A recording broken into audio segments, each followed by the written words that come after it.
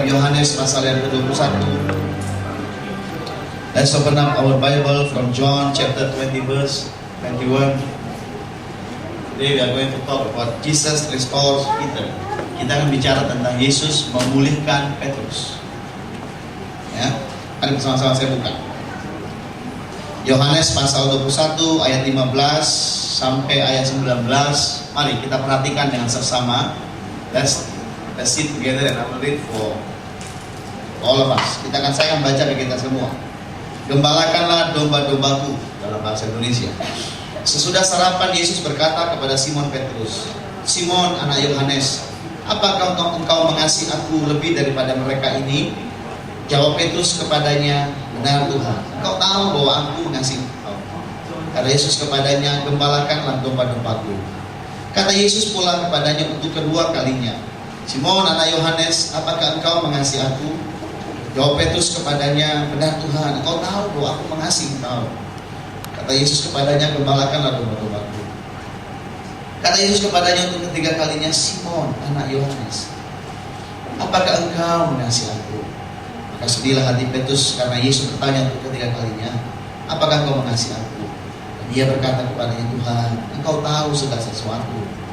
Engkau tahu bahwa aku mengasihi engkau. Kata Yesus kepadanya, gembalakanlah domba-domba.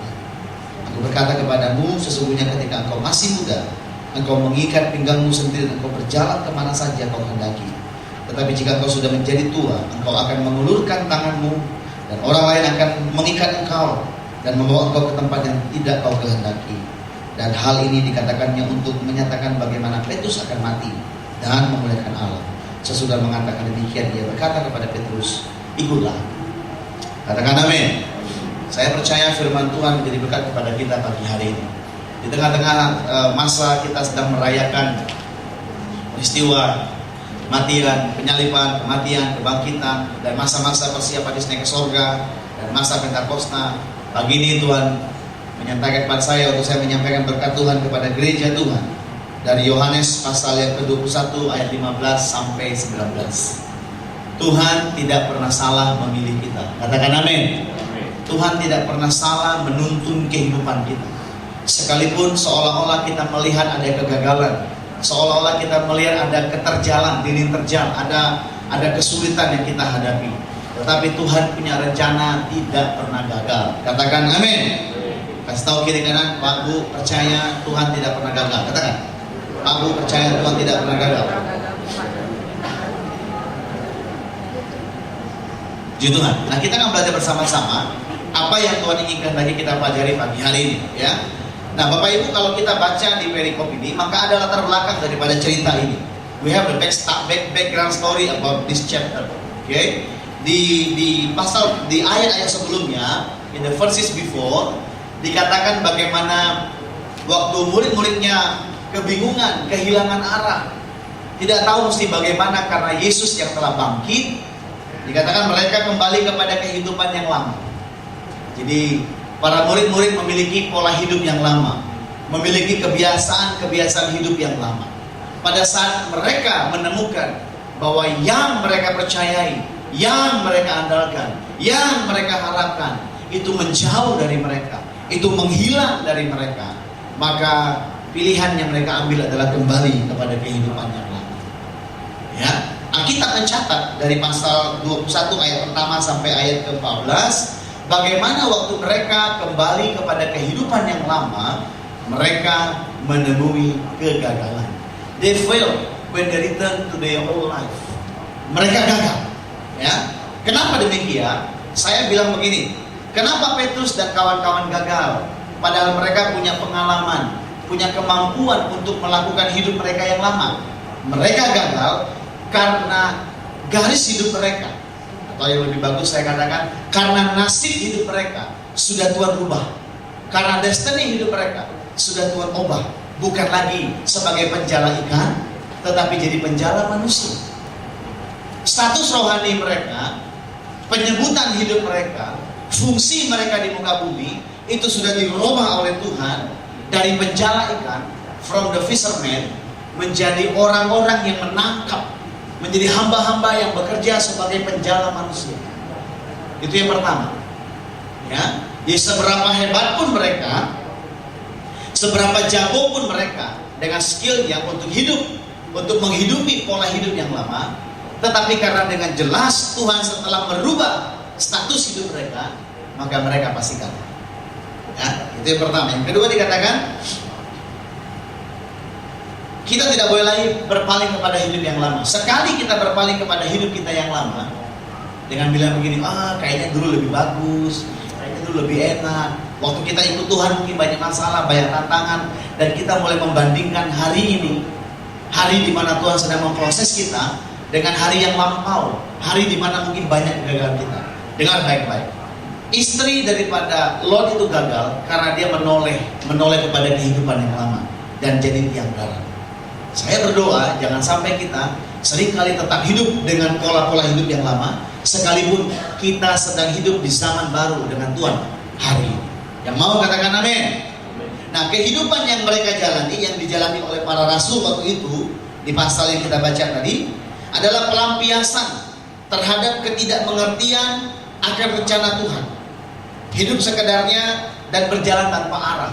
Jadi mereka tidak mengerti. Padahal berkali-kali Tuhan sudah bilang bahwa dia akan mati, menderita, disalibkan, tapi dia akan bangkit. Bahkan dia katakan Tuhan akan mendahului mereka ke Galilea.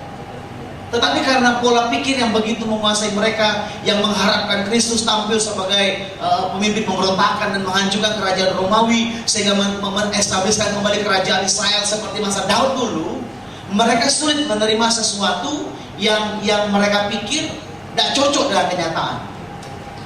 Berapa banyak kita waktu kita masuk dalam proses Tuhan, kita ini tidak cocok Tuhan, ini salah Tuhan, dan kita mulai menolak Tuhan.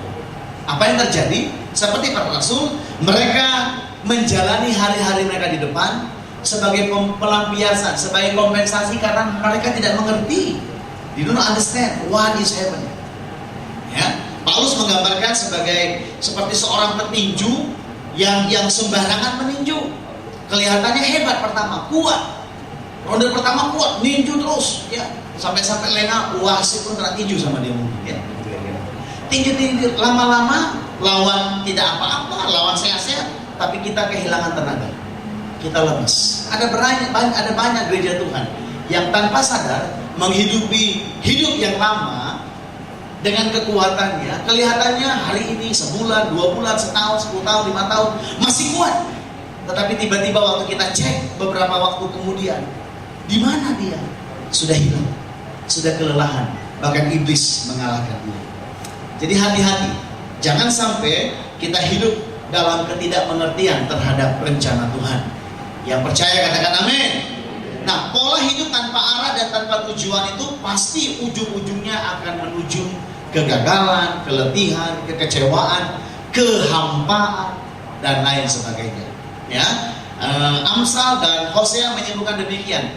Hidup tanpa visi, hidup tanpa mengerti maunya Tuhan bagi hidup kita, maka kita yang pertama akan jadi liar, nggak bisa dikendalikan. Yang kedua dikatakan kita jadi binasa.